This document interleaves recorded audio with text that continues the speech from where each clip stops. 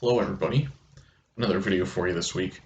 For this one, I wanted to just give some of my reactions to grading your short story essays.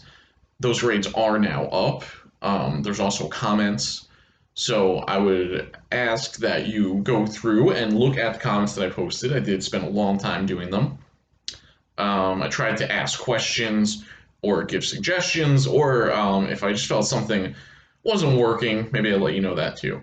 I try to be nice and pleasant in my comments, so please take everything in the best way. Wasn't trying to be mean in anything I said, I promise.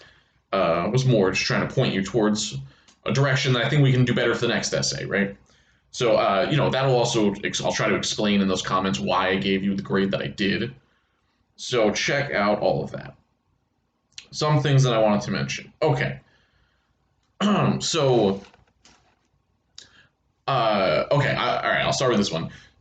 I think that for anything we're analyzing, whether it's a story or a poem, I don't think we can deal with the whole thing in just one paragraph. If you try to explain how Evelyn reinforces sexist attitudes, if you try to do that in one paragraph, I just don't think it can be done well.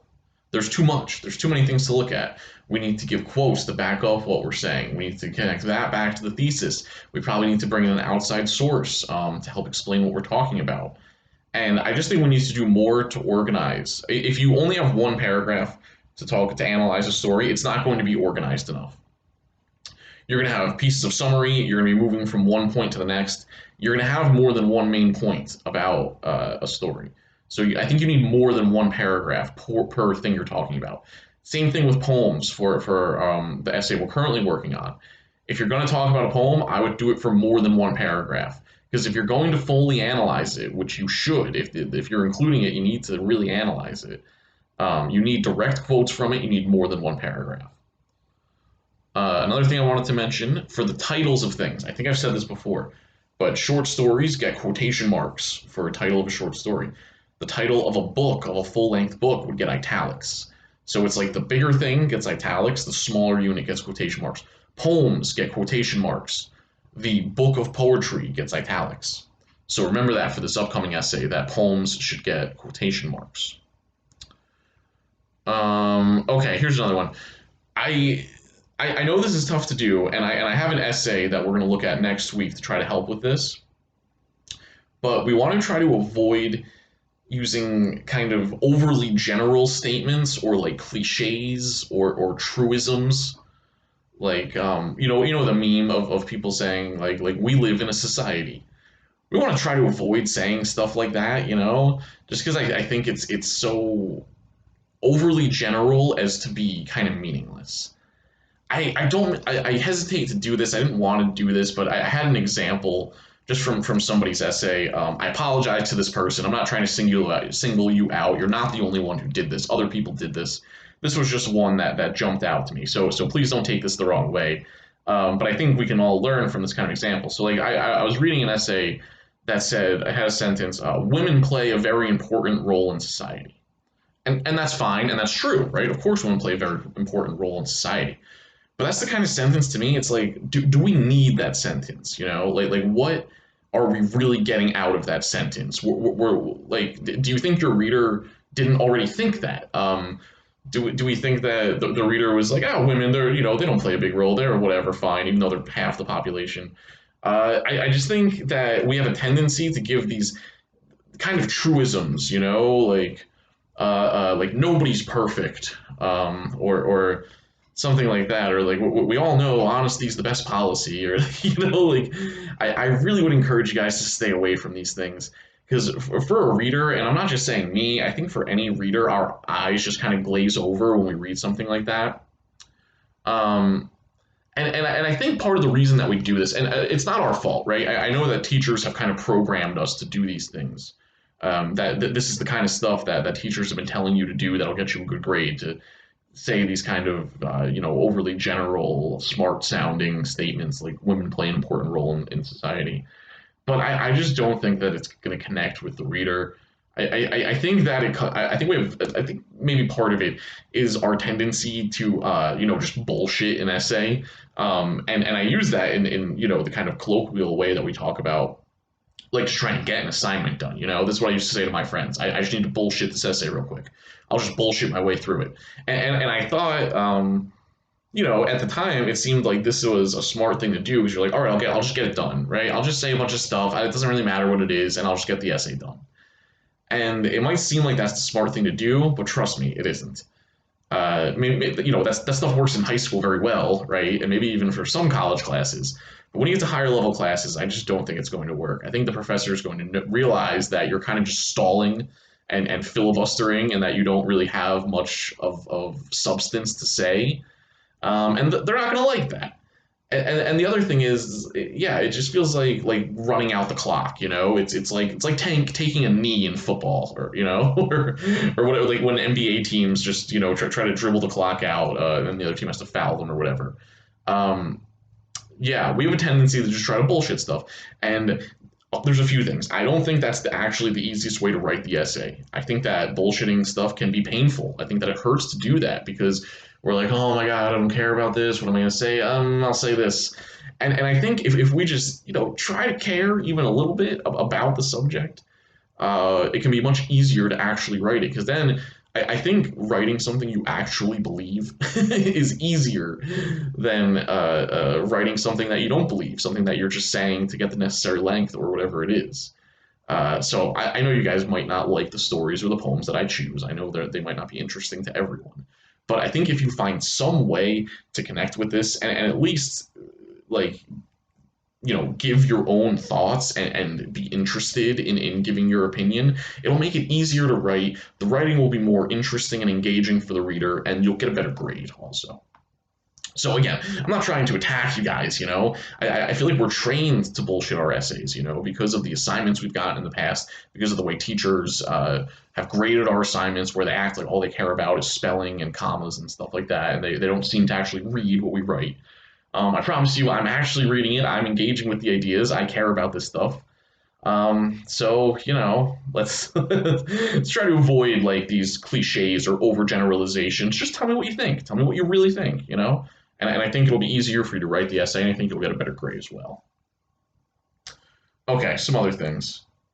I think the other few things I have to talk about here relate to kind of paragraphs, to writing body paragraphs. And a lot of it, again, relates back to things that we've been told about writing, definitely in high school, maybe even some in college. One of them is transition words. So we've been told that you have to start a paragraph with a word like next or then or in conclusion or something like that.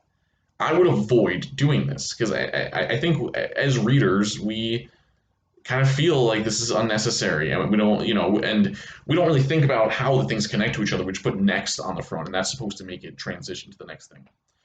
I would get rid of these transition words, especially in conclusion. Don't write in conclusion. What we can do instead to try to make paragraphs transition from one to the other is kind of think about how do the paragraphs relate to each other. Are you building on the same point that you were talking about before? Are you going to talk about a different story now? How does it relate back? And then just try to give a sense of that if you can, you know. Um, or yeah, if you're going to say something that goes against what you were saying before, or whatever it is, I just think that transition words don't really add much. I think that they just kind of again make the reader's eyes glaze over.